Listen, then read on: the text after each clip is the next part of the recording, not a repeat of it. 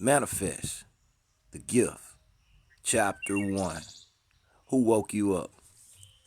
The midnight blue SUV, what was just as tired as its driver, came to a slow creep and then to a complete stop.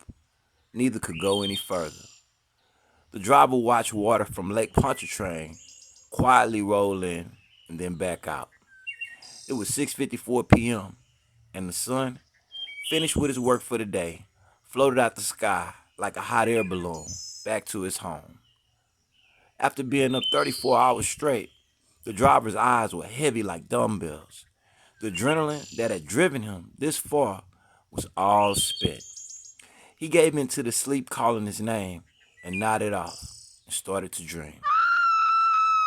He did it. He did the unthinkable in front of everyone and at the most important time. It was Soul Food Sunday, for heaven's sake. And it just so happened to fall on the last day of our family reunion. He was always a diva, a pillhead diva at that. He craved attention, and if he didn't get it, he would force it, just like he was doing right now. Big Mama knows she shouldn't keep that boy locked in the basement 23 hours a day. True, he was a little slow, but keeping him cooped up like that only made things worse when she brought him out into the public. Big Mama fell to the ground where the boy was laying, crocodile tears hanging out of both eyes. Half of the people assembled was attending to Big Mama, and the rest were looking after him. There Jeff stood, frozen like a deer in headlights. It wasn't the shock of the moment that made him freeze. It was the awe of the moment and the events that were unfolding right in front of his eyes. It seemed like it was scripted, kind of like a movie, where the emotional man makes a desperate play to get noticed and injures himself. His four smaller hungry cousins were sharing milk out of the same bowl to finish their cereal.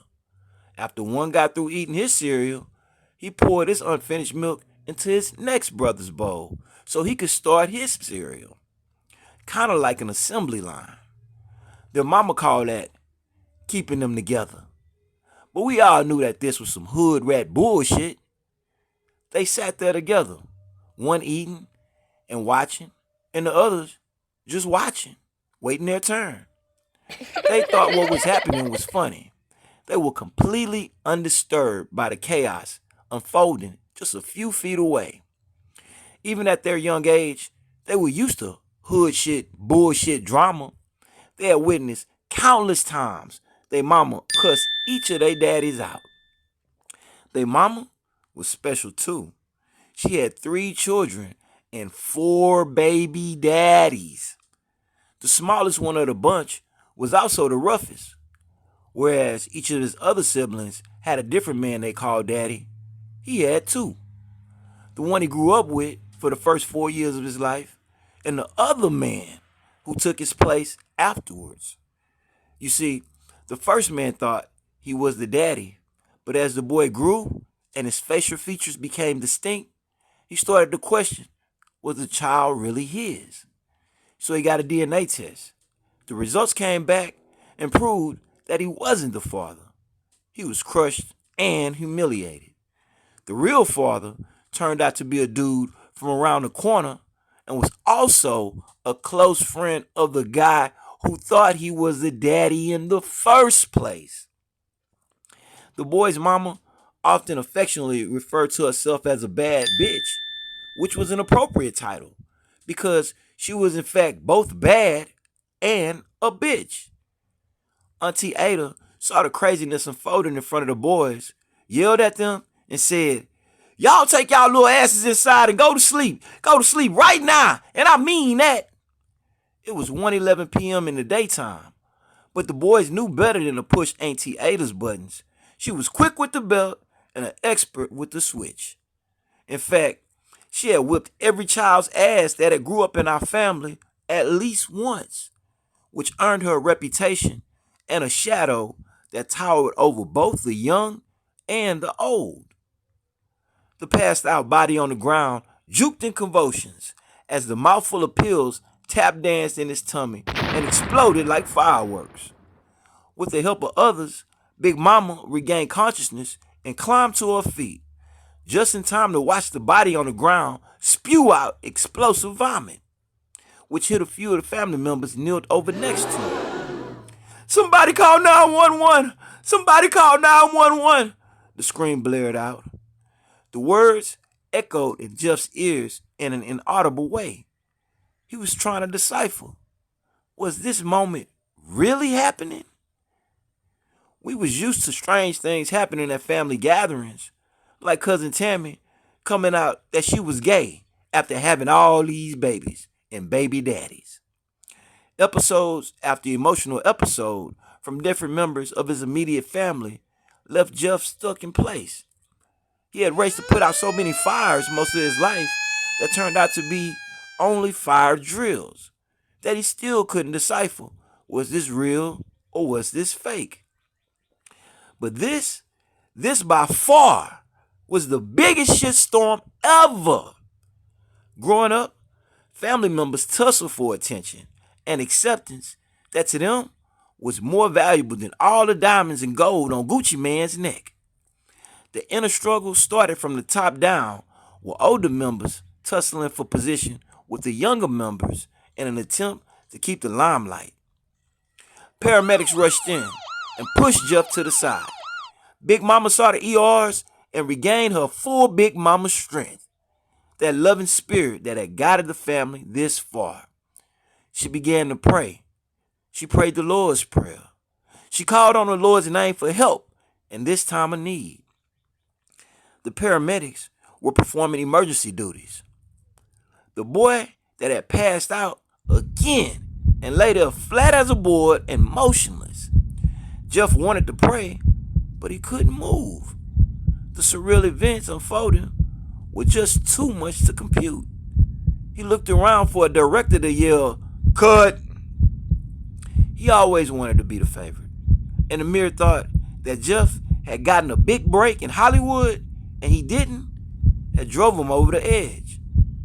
That was his mission in life, just like everyone else in the family. He wanted to be the favorite, like you win a special award or something for being the favorite. Worse yet, if you look up and do become the favorite, now you become the target for everyone else who wants your position. Nonetheless, there lay this kinfolk with a swole belly full of pills. "Clear," the ER yelled as he placed a life-saving device and it released an electromagnetic charge. The shock from the blast jolted his body, which dislodged a small pill bottle. It rolled out of his pocket and stopped at Big Mama's feet. She bent over and picked it up. The pills that he had taken wasn't Vicodins or Oxycontins like he normally takes. These pills were Big Mama's laxative pills. "What the hell? This boy done taken all my laxative pills," she said. A low, slow, stank fart could be heard and smelt at the same time. The down man's eyes ratcheted open and he rushed to unbuckle his pants. But it was too late. His bowels had an explosive discharge. "Why, you little piece of shit, I'm gonna teach you about stealing my medicine," Big Mama lashed out. His mouth started foaming as a powerful laxative searched for a way out of his body. It was emptying out of every one of his systems, and he couldn't control it. Mama's medicine he had taken was searching and was gonna find a way, whether through the front, which was his mouth, or the back, which was his ass, to be free. "I'm gonna fuck you up," Big Mama cried out as she charged forward. She had raised the boy from a pup after his mama lost herself to the streets. The ERs pushed her back so they could lift the patient on the gurney. As they raised him up, shit started flowing out his ass like a busted sewage pipe, and the smell overpowered everyone in attendance.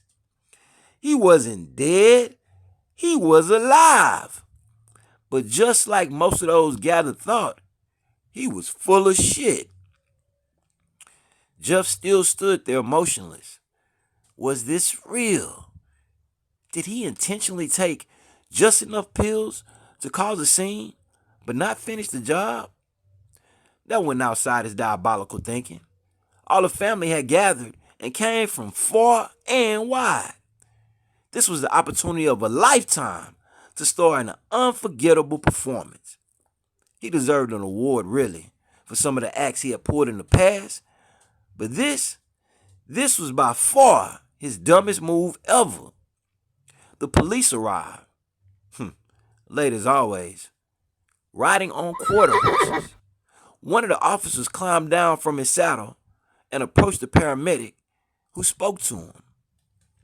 "Is that a new horse you got?" the paramedic asked. Why, yes, it is.